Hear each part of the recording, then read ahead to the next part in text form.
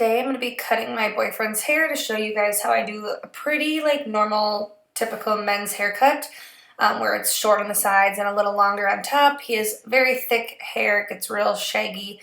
So we start by using the buzzer to just get rid of majority of the length and the weight, because I used a scissor cut but it just took way too long. This is way faster.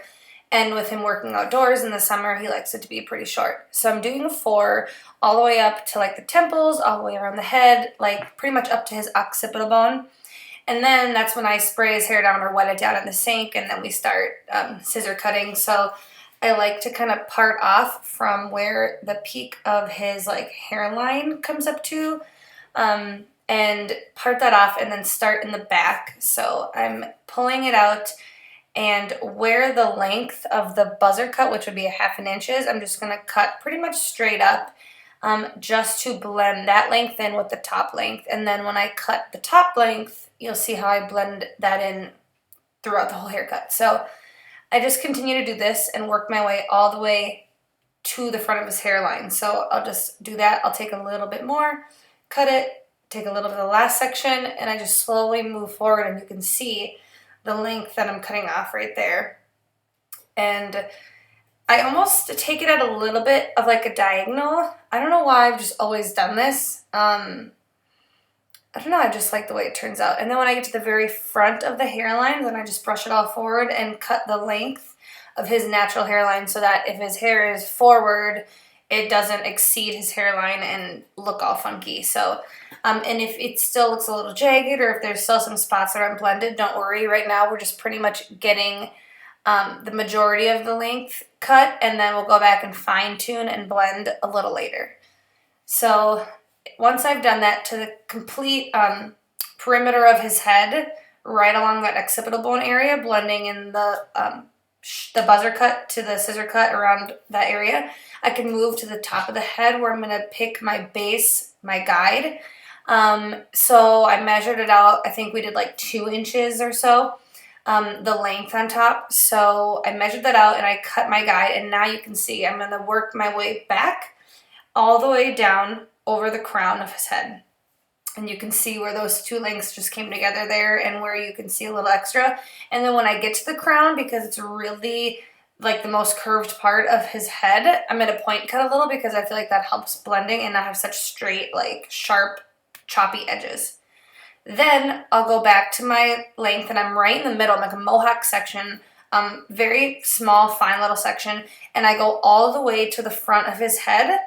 And you can either continue to cut with the curvature of his head and make it all 2 inches. No matter what point you're at, it's going to be 2 inches. Or you can do as I'm doing, and as you move closer to the front of the head, you can keep your fingers straight, which is going to give you a gradual increase in the length, so that if the whole head is 2 inches, that the hair near the hairline is maybe like a 2 1/4 or 2.5 inches, which is just how I like it on him for how he wears his hair. So once we've done that first middle mohawk section guide, I can go back and complete the crown area. I just like to do it this way because I'm very OCD, and the way I like things is to be very organized. So I'm going to use my guide, and I'm just going to go around the curvature of his head, from the top of his head all the way to the occipital bone, and then back through that crown area right here. So everything from the top of the head back down. So you can see right here where I'm pointing is where we had cut earlier, and on top is my guide. So this middle chunk, yeah, that's got to go. So we just cut that and do that whole crown area until it's all blended and lays smoothly down. This is also where men's colics are, so obviously make sure you're working with your client and understand how they like their colic area. Some like it shorter, some like it longer, some like it point cut, some like whatever, just to make sure that they're pleased, because that's something that's very important to men and their haircuts specifically, which is great when you can ensure a regular client for that reason. So once I've done the crown area, I'm going to move just to the top and get all of that length chopped off. So there's my guide. That's the center of his head. I'm just going to eliminate all the length all the way down to the side of his head. And right now I'm standing in front of him with him facing me, so I'm just slowly pulling his hair closer and closer to his hairline until all the length is even throughout the top of his head. Now, this is the blending part that I was telling you about earlier. I like to go back in with my number 4, and I like to just go straight up his head. That helps to blend away any hair. Just a little blending trick, and then you can pop on a 5 even if you want to for a second. And then you can go a little more with the curve of his head, and that's just going to help make that gradient a little cleaner. And then another way I like to blend, this is like a blending 101 video apparently, but thinning shears. They're a great tool for many reasons, one of which is blending. When you eliminate weight in the hair, it's just going to help it lay better. You could use your edger, you could use your shears, and you could just scissor over comb and follow it up. But for me, the thinning shears is just like a quicker, easier way. Then I'll do the same thing on the sides. I'll use my thinning shears to help blend over the parietal ridge, which is that area from the temple back towards the head, which is usually, I'd say, like the toughest place to blend, or where you'll usually see the most like unevenness. And then I actually also like to take the thinning shears and just go over the top to give it a little bit of texture. I find that it helps with the way it lays when he gels it. And then kind of the finishing touches at the end is just lining up your client's hairline. So using your edger and combing that hair down and just getting a nice clean hairline, trimming up that corner. And I like to make his rounded, so you'll see I go back and kind of round that off. But also this is in fast forward, so if it looks like I'm going really fast and being like aggressive, it's 2 times as fast.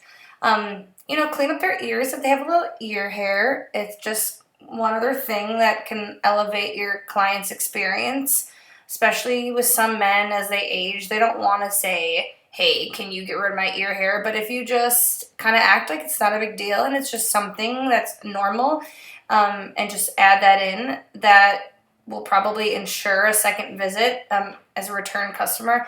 So doing that, also, like I trim up his eyebrows and stuff. I actually also in this video I'm going to show you just how to like line up their beard. Those are all just extra things that really don't take much longer, but can really give your client the total service that they may not have gotten from another salon or stylist.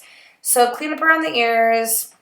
Make sure you get down on his neck. So like I'll unclip their cape and just clean up any neck hair that they have, and then round those edges off. Make sure, one thing that I used to do all the time when I was new was I would just go too high, which can look really awkward. So just make sure you keep their hairline as natural as where it is as possible. And then I actually have this makeup brush, this kabuki brush that I just use to kind of like brush off any extra hair. But so here you can see I kind of line it up with his sideburns, and then I just follow his jawline. So I have them look up, and then where their jawbone sticks out is kind of where you follow it. You can see how I did that there. And then just use your edger to clean up all the hair underneath there, and it really gives such a different look when you do that.